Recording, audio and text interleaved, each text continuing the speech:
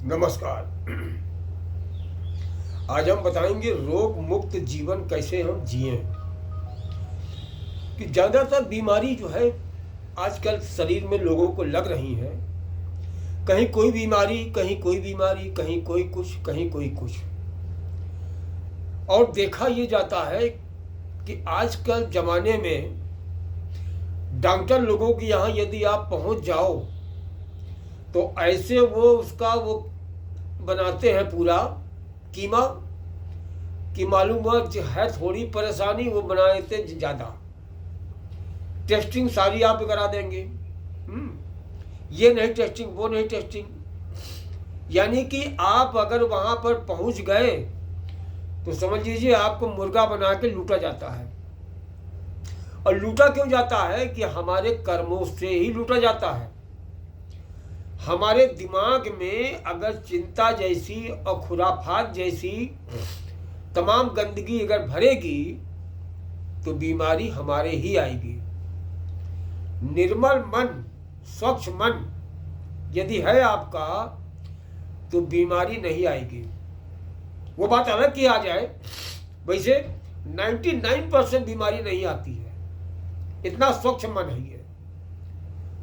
स्वच्छ तन अगर रखे हो आप और आपके भीतर ईर्ष्या है, बुराई है, द्वेष है, घृणा है, ये सब बातें अगर आपके भीतर में फलित हो रही हैं तो उन्हीं के बीज अंकुरित होंगे। और वो जब अंकुरित होते हैं तो आपके शरीर में व्याधियां आती हैं, परेशानियां आती हैं, बीमारी आती है। वो तभी आती है जब आप दूसरों का भला नहीं बुरा सोचते हो, दूसरों के प्रति ईर्ष्या करते हो। आप ये अगर सोचना चालू कर दो, जो लोग ये सोचते हैं कि प्रभु जैसे हमको आपने खुश रखा है वैसे वो भी खुश रहे, वो भी खुश रहे, वो भी खुश रहे, हम भी खुश रहे। सबके लिए जो कामना करता है ईश्वर उसी को ज्यादा प्रसन्न और खुश रखता है। कि ईश्वर किसी पर्टिकुलर एक व्यक्ति का नहीं है, पूरे संसार का स्वामी है वो।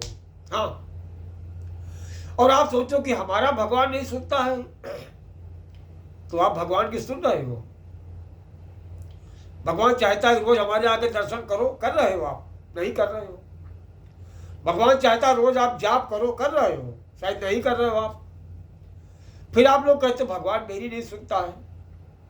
भगवान चाहता है आप मानसिक रूप से हर समय उसका जाप करते रहो, हर सांस में राम हो, आपके हृदय में राम है, नहीं कर रहे हो तो कैसे भगवान आपसे खुश रहेगा?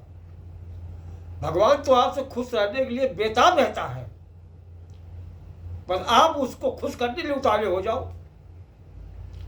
सांसारिक दोषों को अगर देखोगे तो सदैव दुखी रहोगे, और परमात्मा को अगर देखोगे तो सदैव खुशी रहोगे।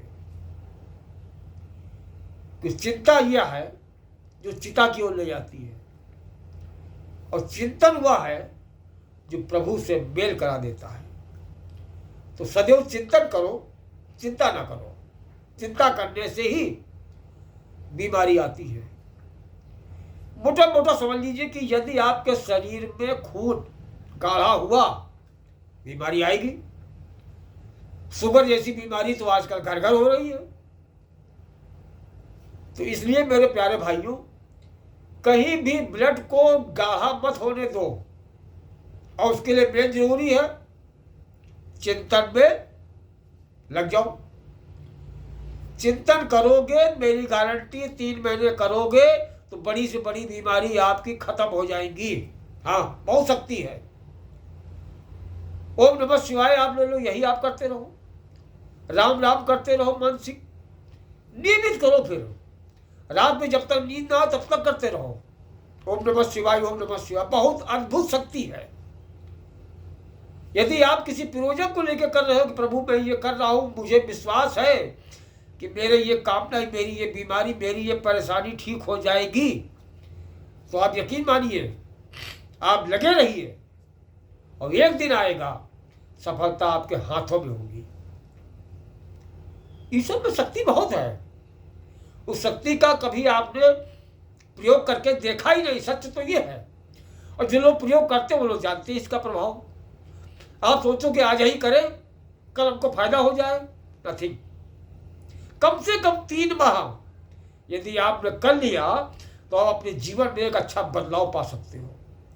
बहुत शक्ति है, क्योंकि ये शरीर शक्ति से भरा हुआ है। इसकी शक्ति को आपको जगाना है बस। शरीर में कोई समझ लीजिए छोटा मोटा नहीं, बहुत शक्ति है, आप इसको पहचान नहीं पाते हो। इसलिए क्या है, खाया पिया सो गए, बस यही काम है।